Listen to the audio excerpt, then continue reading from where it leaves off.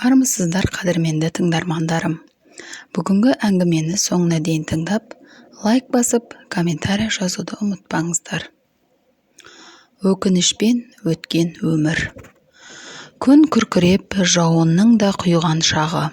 Кешелі самал жел ескен, қақ шекеңнен тескен күн райы күрт өзгерген. Жауын жауса, еңсе түсіп, көңілді мұң шалатыны бар емес пе? Гаухардың жасы егде тартып, төсекке таңылғаны қашан.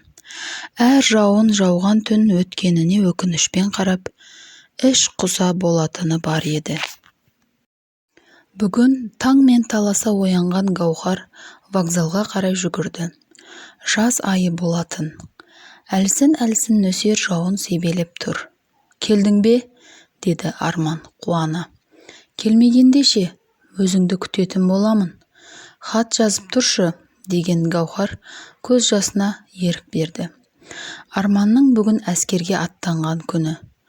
Жүрдек пойыз жылжи түсті. Сүйгеніне орамалын ұсынған ару пойызбен ілесе жүгіріп келеді. Қолын соза иісі сіңген, көз жасын сүрткен көк орамалын Арманның қолына беріп үлгерді. Қара түтінін будақтата жүйткіген пойыз тым алысқа кете барды.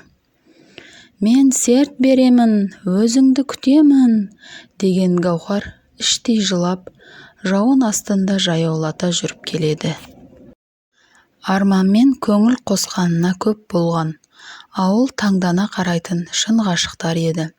Арада жылжып 3 жылда өте шықты. Арманның келуіне небәрі 3 ай қалған. Күн артынан күн санап жүрген жас ару сүйгенін асыға күтуде. Кешқұрым. Аспан астындағы кинодан қайтқан Гаухар үйіне қарай беттеді. Кенет өзі танитын кеңес алдынан шықты. «Үйіңе дейін жеткізіп салайын», деді ол. Бойжеткеннің жоқ дегеніне қарамастан ізінен еріп келеді. Бұрыннан танитын адам болған соң Гаухар одан сескенбеп еді. Бірақ онысы бекер болды. Аяқ асты тынық даланың астан-кестеңі шықты. Гаухар кеңестің үйінде. Алып қашып келгені осы. Кетемінге салып қасарысса да басына орамал жауып әуре бәрі. Қалды. Әке-шешесі бірінші бақ деп қызын тастап кете барды. Келіндік өмір, тынымсыз тіршілік, тек ойында Арманның оралуы еді.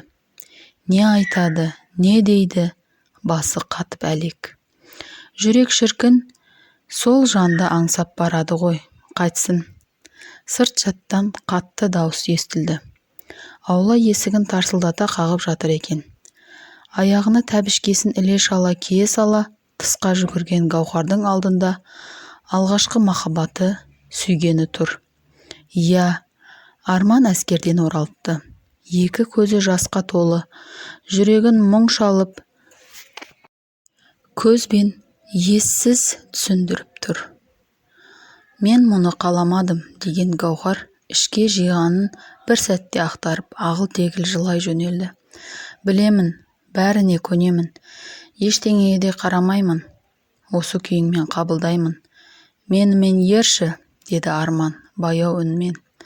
«Жоқ, ол мүмкін емес. Кешегі бойжеткен, бүгінде келін. Бір үйдің түтінін түтетіп, қара шаңыраққа қызмет етудемін. Енді кете алмаймын. Мені кешір», деген Гаухар жүгіре үйге кірді. Одан кейін де Арманның келген күні көп. Сондағысы сүйгенін өзіне қайтару еді. Әскерден кейінгі өмірі жұмыс істеумен басталды. Содан бері арада 3 ай өтті. Бір күні Арман көзден тасада қалды. Ешкім көрмеді, білмеді. Өзінің жақын жуығы, ағайыны, әке-шешесі жоқ, тұл жетім еді. Көршілері алаңдап үйіне іздеп барса, жас жігіт шалқадан түсіп жатыр екен. Қимылдамайды. Іш құсадан бұл фәнимен қоштасып кете бартты.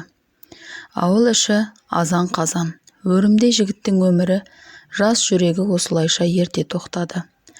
Ал мұны естіген Гаухар тіпті тірі өліктің күйін кешті. Күндіз күлкі, түнде ұйқысы жоқ. Жаны күйіп барады. ақтарыла айғайлай даусын шығарғысы келеді, бірақ әттең, жұбайы бар, отбасы бар. Көндігуден өзге қолдан келер шара жоқ. Уақыт жылжып өте берді. Алайда Гаухардың өмірі қиындықтан құралған, азаппен өткен шақтар еді. Кеш бата тыста отырған Гаухардың тас төбесінен қатты соққы келеді. Тіпті көз ілеспес жылдамдықпен не болғанын аңғармады. Сөйтсе, әлгі Кеңес атты күйеуі ішіп келіп, аулада тұрған күрекпен Гаухардың басынан қойып қалған екен. Күнде осы.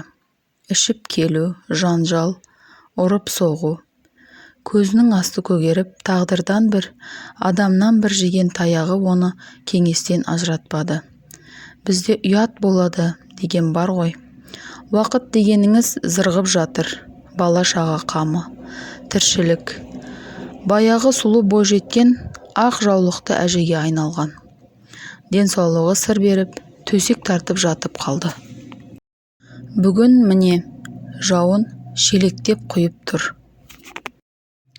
Өмір мен өлім арасында қорғансыз жатқан Гаухарға күйеуі Кеңес келіп қасына отырды. Мені кешір, жастығыңды ұрладым, сүйген жаныңнан айырдым.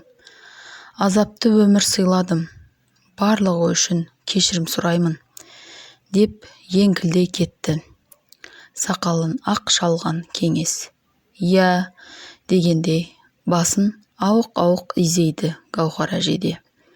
Айтарға, сөйлерге тілі күрмеліп, ештеңе дей алар емес. Тек жауынмен қоса аққан тамшы жас ақ самайынан сырғып түсе берді. Таң, кешегі қара бұлт әлі аспанды торып тұр. Кетер емес. Себелей түскен жаңбыр, әрі-бері жүгірген адамдар. Гаухар көз жұмыпты.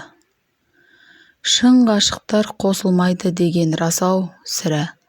Бірнеше жылын азапқа арнап, тағдырын өзге ұрлап әкеткен өмір Гаухарға бір сәт қуаныш сыйламап еді.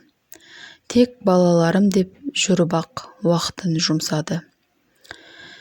Иә, өкінішпен өткен өмір осылайша өрілген болатын. Осымен әңгімеміз аяқталды. Әңгімені соңына дейін тыңдағандарыңыз үшін алғысым шексіз. Егер де сіздерге әңгіме ұнаған болса, лайк басып, пікір қалдыруды ұмытпаңыз. Келесі кездескенше сау болыңыз.